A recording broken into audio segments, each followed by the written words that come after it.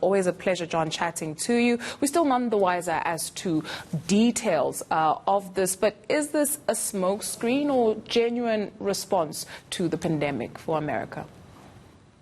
Well, I think with Donald Trump, you can usually attribute it to a smokescreen or at least a distraction. And I'm afraid that in this case, I don't want to sound too cynical, but he issued a tweet very late last night where he said that he was taking action against the invisible enemy, the COVID, and even as he's telling states to loosen up and liberalize their economies, open up their economies. But nevertheless, it's against the COVID, and it's to protect jobs, great American jobs, as he said in his tweet. Then administrative officials immediately tried to calm things down and say this is not a substantial change in policy, it's a temporary halt, which in fact doesn't really mount to very much because he's already constricted so much of the immigration. This has been a political platform of his, you know, the wall against Mexico. He's been anti-immigrant the whole administration. So I think he's thrown this little piece of meat to his 60+ million or whoever it is followers on Twitter.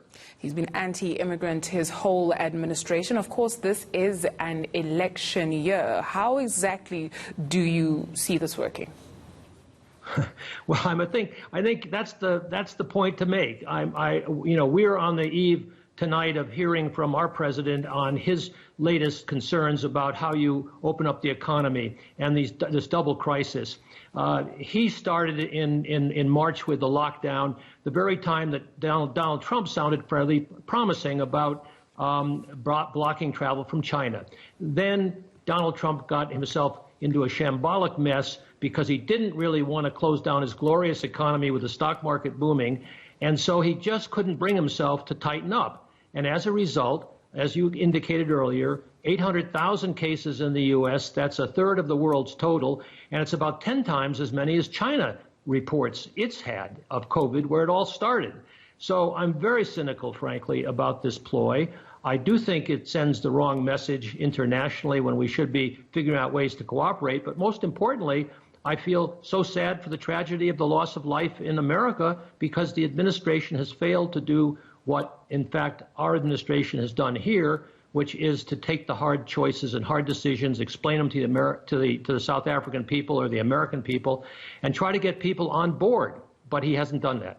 He's left it to the states. Right, massive loss of life in the United States. 22 million Americans have lost their jobs, and as we mentioned, more than 700,000 cases of the coronavirus. He's also approved of protesters who opposed to stay at home, wanting for the economy, as you mentioned, also to be open. What do you think this will do for his chances come elections? No, that's the great imponderable. I don't know what'll happen. I was wrong in 2016. Certainly his polling numbers have weakened considerably. It seems, though, that most voters do blame him for the shambolic way that he's run this campaign against the COVID virus. And he is constantly contradicting himself because he did say, after saying he was going to be the sole authority on determining when to open the economy. Then he turns and says it's to the states to decide. Then he turns around most recently this week and says, no, I think those who are trying to liberalize against their Democratic governors, which is pure politics, should be allowed to do so. They should protest. They should resist because we want to have an open economy. We want to get back to normal. Well, he says that he bases his decisions on science and facts, and he accuses the head of the WHO for not doing that. But in fact, he never consults with his scientists other than Anthony Fauci, the God love him, and Bricks, the woman who handles this for him in the White House. But then he overrules all the time, or he sends out a tweet like he did last night. And by the way, you know, there are only 400,000 visas that are granted for immigration each year in the United States. And you're rightly talking about 20 million unemployed, so the numbers don't add up.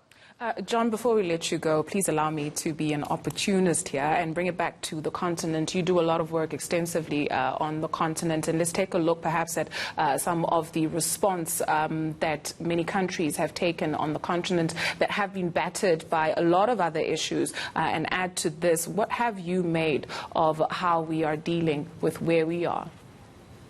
Where South Africa is so far has been a splendid display for the world, not just for Africa, of having this issue of the lockdown, and the people have supported President Ramaphosa because he and Minister McKisey and Dr. Zamin have made it a convincing argument for doing what we're doing. Now the real hard work begins in addressing the second question, which is the economic crisis, which I gather he's going to do tonight. But as an example to Africa, this is important. However, it may not be relevant. This is a much more developed country. And so what I would plea for is that President Ramaphosa, in partnership with the AU that he's now head of and this year, and the WHO, make certain that when a vaccine does come along that will destroy this virus, Africa gets its oar in early and fully and cheaply for getting the vaccines or therapies out here, because that's what's really going to stop this virus. It's not going to be by lockdown. A big thank you to Professor John Stramlau. He's an international relations professor at the University of Witwatersrand.